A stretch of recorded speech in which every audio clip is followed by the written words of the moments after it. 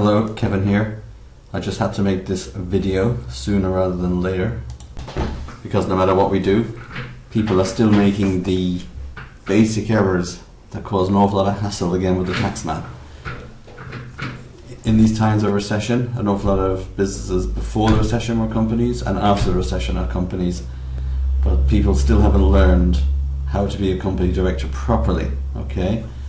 The ones who know how to do it do a great job of it, and it's driving me nuts, okay? So what I'm going to run through here now in the next 3 minutes are just the issues you need to be aware of, okay? So I'm Kevin Barry, I'm a company director, I'm an accountant, I've an interest in a good few websites that are all to do with businesses making money, but you do yourself a disservice if you don't keep your own personal house in order. So if you're considering being a company director, or if you are already one, getting tongue-tied now, but then these are the key issues I want you to check. Are you following them, alright? Okay, first one. What the heck is ROS? ROS is the Revenue Online Service. Go on to www.revenue.ie, or if you're in the UK, hmrc.co.uk, and register yourself there, because at least you can see yourself what forms are outstanding. You'll get nice gentle reminders initially if there's deadlines coming. If you start missing the deadlines, you get sharper reminders. But you at least should be on there, because you can file your own forms or have the people working for you file these forms. Okay, so get that done. It's not going away. It's here to stay. Get with the program, okay? That's the first thing anyway. Next one. We find an awful lot of directors, they put bills that are made out to themselves, like their phone bill or their electricity bill in their house, or even bills in their company premises. They put those into their own books and records, and they claim the VAT in them, or they just put them into the accounts. But the thing is, if the bill isn't made out to your business, like your company business, well then you can't claim back the VAT, and you'll get sharp-eyed, eagle-eyed tax guide who'll be looking for this all the time, and you're just leaving yourself wide open. It's like kicking the ball into your own net. What they'll do is they'll say, pay us back the VAT you claimed in the wrong way, plus we want interest and penalties on it. So all of a sudden you're shoveling money at them, okay? So any bill that you pay through the company, or should be paid through the company, make sure, and take the day to get this right, make sure this is in the company name, okay? Delegate someone else to do it, okay? Not your own name. Next one, the bank account. Do I want to see that you went and spent money at McDonald's, or that you went to the cinema, or that you bought a ticket to Ireland versus France, or this type of stuff? The bank account of a company is not yours, okay? It belongs to the company, you're a director of it. Company's over there, you're over here. The way it works is the company hoovers in the money, okay, and pays everybody out of it, including you. You can't just bring the company checkbook and go down to the pub and buy a few pints for the lads, or for the girls, lovely glass of wine or whatever. You get the point. So it's not for you. Each month, whatever you want to spend on your own personal life, just take a chunk, or each week, take a chunk of money out, 500, 1,000, 25,000, who cares? That goes into your personal account, and spend that as you wish, alright? But don't be dipping in and mixing up business transactions, like buying materials for the business with buying a shirt for yourself, okay? So it's not your playground, and I don't want to see it. And by the way, you can tell a lot about people the way they spend their money, so you just don't want to see it.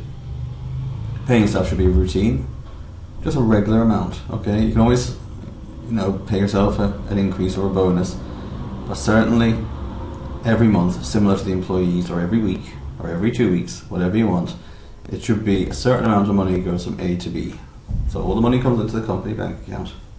Let's just say there's 200 grand there, and 10,000 shifts to your personal account. 10, each month 10. That's how it works. Okay, and then you spend that as you wish. But it should be a regular amount that you can budget for, that in your business you know it's a monthly cost you have to meet, and you set your targets and your sales prices and your customer orders accordingly, okay? But it should be routine. It shouldn't be I'll pay myself when there's money and I won't pay myself when there isn't. And also it should be a case that even the tax, that money is being paid monthly as well. Okay? Don't do it haphazard.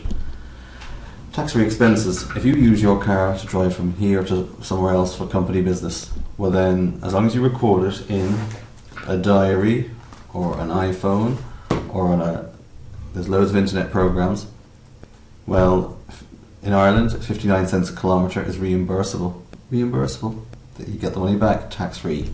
The same way if you stay away on company business overnight because you've gone too far or there's ice on the roads or whatever, you find your own accommodation and there's a maximum amount the company can pay you tax-free. But number one, you have to record it. Number two, you have to get it approved by your fellow directors. Number three, you have to bill for it. And number four, you have to be paid for it. So you can bill away, bill, and when the company has the funds it can pay you, whether it's weekly, monthly, end of the year, whatever. But it's tax-free. But it's not tax-free if you pay yourself €200 or 200 sterling or whatever a week or a month, saying, oh yeah, I'll put that against expenses. If you do it like that, it's wages, you pay full tax on it. It's just the way it is. Keep the records. Now on my main website, you'll see down there, businesses that work. We have other tutorials on how to keep them, but that's for another day. There are loads, tons of incentives to reduce the cost of hiring people. People are an investment, but you often find that when you're training them in, it can eat into your time. So you tend to get the people you deserve. So if you're a messer, you'll get messers. If you're a conscientious person who wants to do things the right way, you tend to hire those type of people. But you'll get the people you deserve, and there's ways to hire them that's cheaper, still legitimate. You don't have to cut the hourly wage, but there's grants, there's incentives for taking people off the social welfare, there's loads of little things. Okay?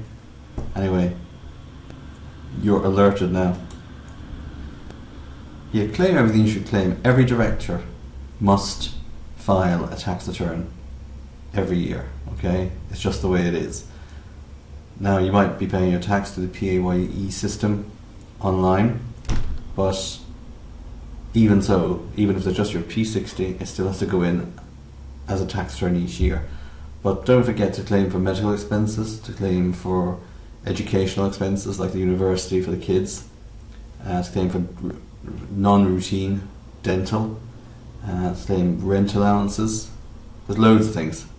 But claim everything you should claim and look through the form, or at least ask about it, because we find a lot of these forms go in and people haven't kept track or forgotten stuff. So buy a diary, I swear by the iPhone, note things down. You can catch up on them again, but at least if you remember items, you can claim for them. So look through that wallet. I mean, there's loads of receipts, even parking. There's VAT on parking. Okay, if that's to do with company business, you can get that money back. Okay, and secondly, it's tax deductible to your business. Alright, medical expenses, I mean driving to the hospital, there's your parking, there's your petrol, that can be tax free. If you're a director, just be aware of this, there is no dole for you. Okay, if you're out of work, you don't get any dole. It's a tough one, not many know that. The self-employed also pay more tax than the unemployed, but don't be expecting dole. You might get job seekers allowance, you might. It's not the same. You don't get redundancy. If the business shuts down or you're not needed anymore, you don't get a penny. Your employees do, and if you can't pay it, the social welfare system will pay them, and then you'll owe the social welfare system. Okay? You get kicked out the door, or your job changes and you get fired, you don't get a penny. Okay? These are, just be aware of this as a director. An awful lot of people aren't aware of these items.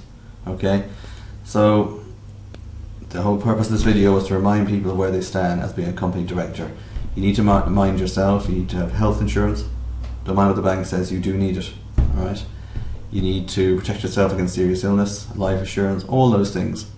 You need to make money, and you need to guard yourself against what I just showed you. Consider joining our website too, because we routinely, weekly, monthly, have different things going on that keep you up to date on all of this. And it's free for the first month and €20 a month. Just take a look at that, businessthatwork.net. Bye for now, consider yourself reminded. Thanks. Bye.